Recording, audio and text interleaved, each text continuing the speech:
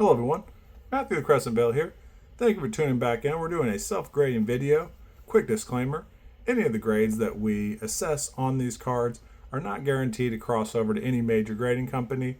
Essentially, the value of the card you can look at as raw. You can just basically say, hey, this guy's doing his best to kind of go over different grading, self-grading, basically doing a lot of content marketing. But it is not guaranteed to increase the value of the card. It's not guaranteed to change the value of the card. It's basically to provide as much transparency around a raw graded card as possible. We use Zion slabs, we put the card in there, we add a custom label, but at the end of the day, it's a self-graded card. It is raw. We're just doing our best to point out any flaws and give the buyer as accurate as possible a purchasing experience. So today we're looking at a Impeccable Giannis serial numbered gold foil out of 49. And in addition to the card, there's a story behind it. You know, there's the card itself. There's the player. There's a lot of stories around Giannis right now with my little pups right now kind of looking for attention and pets. Lady, the Chihuahua. If you ever watch our YouTube channel, or the shorts is where she gets a lot of traction. A lot of people love this Chihuahua. You're such a good girl. Okay, we're in the middle of a self-grading video. People really just want to focus on the card, not you right now. Is that okay? Probably not. She's going to throw a fit. All right, so, you know, Giannis, the player, has a lot of stories and news about him right now. And there's a lot of trade talk about him going from the Milwaukee Bucks to another team. Yeah, I hear you. The YouTube hears you. Everybody hears you, yes. And you've already got walk. You've already got attention. You've already got food. You've got everything you need. I know you just want more attention, but really the YouTube audience wants to hear about Giannis and this card grading. You coughing and all that is not really entertaining them much. Even this whole tangent's not really helping much. So Dad's going to go back to doing the YouTube video. Thank you. Okay. Giannis and the trade talks are, you know, hot. And basically the trade deadline is kind of looming. And I think the Milwaukee Bucks said we're not trading it before the deadline. And it must be, I'd say, it's becoming more and more prevalent, the news stories, the 24 news cycle around these trades. I think they had a record. I think I saw a stat that was like the most people traded. I don't know if this is mid-season or what this is. I guess it's mid-season. All-Star break's coming up. So the most people trade before this trade deadline in history. I think it like also shows a bit of the like dysfunction of the NBA and lack of maybe like good leadership. Because if you're going to bring on a multi-million-dollar player, and then this Giannis is one of the few long holds, but let's just say a lot of these other players, the percentage of these people, this large historic number of people being traded, it's bad leadership, bad management, bad financial. Like our cards are only like a few dozen, maybe over a little bit over $100. Maybe one of our more expensive, a few $100s, but not really much money are we investing in these cards. But I take them way more serious than the coaches. I don't know if the coaches do most of this financial decision. I would assume the owner. I would say the coaches really in the lower end, probably as far as the decision point. The owners, the maybe financial backers of these NBA organizations. But just think about like how mismanaged it is, because they like bring on a multi-million-dollar player, like, well, this player is going to do X, Y, or Z, and then they just like trade him almost without giving him multiple years, proper training, development, a proper coach to be able to put him in situations to shine. They're like, well, he's not immediately scoring, you know, crazy amounts of buckets. Well, are you giving a supporting cast to be able to help them get to the playoffs, get deep in the playoffs, win a championship, bring your franchise more money? The story behind Giannis and bringing a small market team such as the Bucks, I think it got 2 championships. It's unheard of.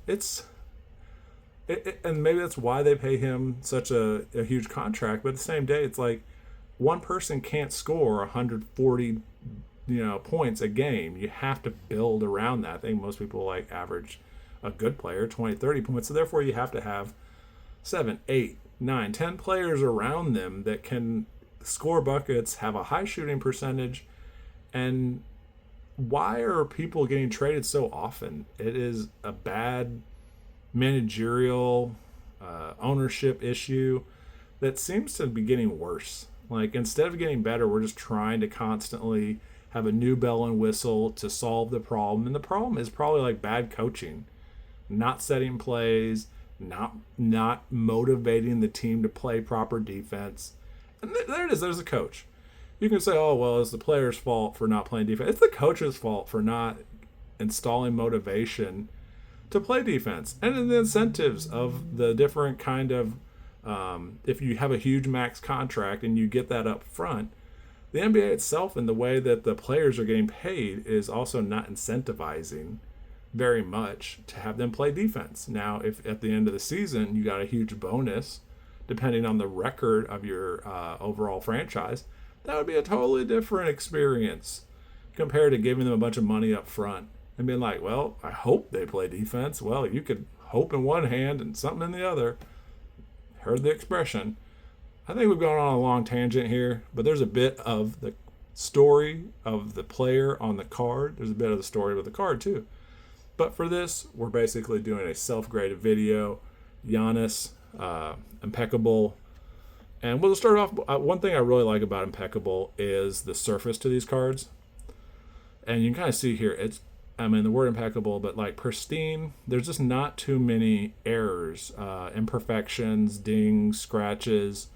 The colorization is just beautiful. And, the front, I can't find too many imperfections on the front of this card. And I don't know if I've given a subgrade a 10 yet. A piece of me is a little reluctant to think that there is nothing a card can do to be improved upon. So 10s are very rare for me. And for these grading companies too, like there's usually always an imperfection, no matter how, close to perfect a manufacturer comes to creating, this is like a piece of art, is basically a canvas. No matter how close they are to perfection, there's usually always something that can be spotted. But this might be my first subgrade of a 10 because I have not found a single flaw on this surface. And I have people also saying like, well, you need to kind of like upgrade your, get like some microscopes, like basically increase your, what would be the word? Equipment. Surface on this is a 10. It is the first subgrade of a 10. And, whenever I looked at Immaculate versus Immaculate compared to, what is this, Impeccable, whenever I look at those two differences, I can definitely notice the surface on Immaculate having a little bit more gloss to it that can create slight imperfections compared. I don't know if this is a matte, the specific terminology of the surface to these Impeccable cards compared to the surface of a Immaculate card, but Impeccable versus Immaculate, as far as the surface goes, I'm a far more proponent of the surface of Impeccable, and Immaculate is much harder. So if you get an Immaculate card and the surface is 9 above, you've picked a good card because I would put it in the more rare category. So right now we're just checking the centering. We're measuring from the border to the edge of the card. And let's see here. So here we go. This is a clear distinction.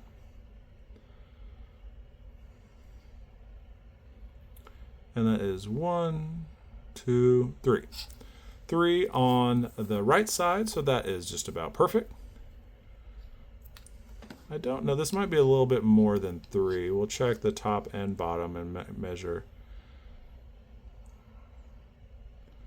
So this is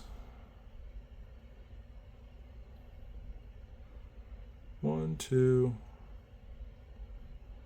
3, 4, 5, 6. 6 millimeters on the bottom. So it might just be doubled. I'm kind of interested. I'm already going to go to this. There's Ladybug again looking for attention. She's perfectly fine. Yes, there's nothing wrong with my dog. Yeah, I know.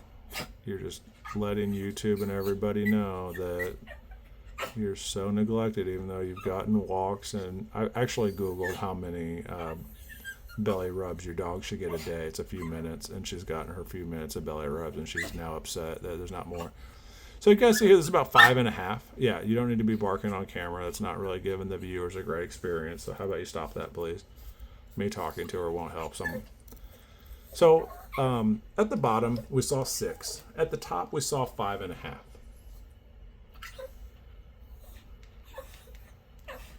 We saw 3 on, whatever, it's the right side, left side? I can't tell because the card's upside down right now. Yeah, you're fine. YouTube knows you're fine. 3.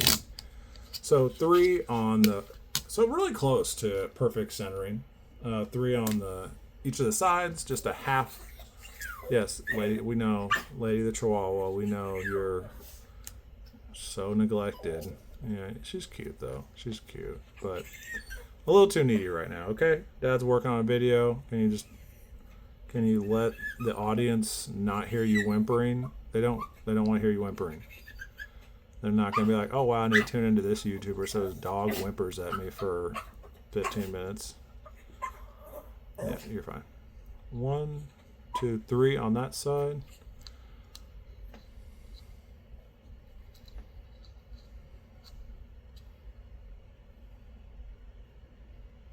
One, 2, 3 on that side. And anchor points is for, I like using the letters for an anchor point. I believe that's going to be as close as I can get for an anchor point on the bottom.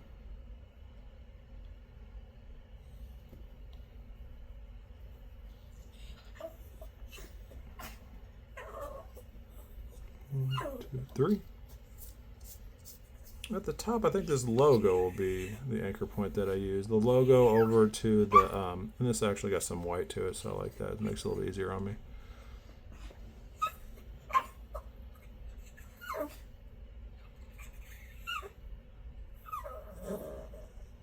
One, 2, 3.5. So 3 on the bottom, 3.5. So it basically only a half of a millimeter difference on the front and the back. I'll say that the centering can get a 9. Two imperfections, we can mark it down a half a point each time for those. You need to stop. You need to stop, okay?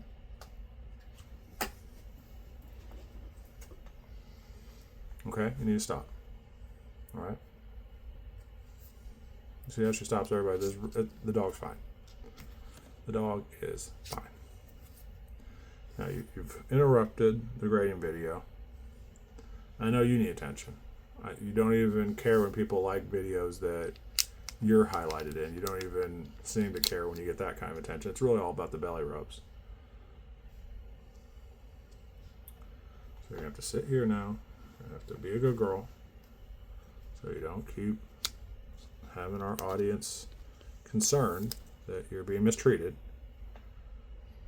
And what's interesting about the edges here is you can kind of see this like paint has a different style, and it almost feels like the edges are slightly there's imperfections, but I've graded and looked at a couple of these now where I can say, okay, that's part of the card. So she got a little bit of belly rubs, and now she's running away. All right, so this edge, I'd say, is on the pristine side. I'm not seeing too many imperfections on that edge there. Edge here, looking sharp, pristine. And what I'm also starting to see is like, you know, ridges in these cards, but right now we're just looking at edges. And I guess the edge is the way that it's also kind of developed here. If there's any imperfection, we would catch them. But what I'm seeing is just a lot of sharp, kind of close to perfect. You could say that it's on the corner. We'll kind of mark that down on the corner. Definitely feels like an imperfection there. And these cards are hard to get high grades on. But that's more of a corner. We're going to stick with just focusing on, yeah, that's a really clean way of looking at that. But we'll mark that down. I'll probably take it down in 8.5 for corners, because that I almost say I could see that with the naked eye. Yeah, I sure can. So 8.5 most likely for the corners and 9 for the edges. Maybe 9.5 for the edges because I really don't see too much imperfections on the edges. We're definitely going to mark that corner down there.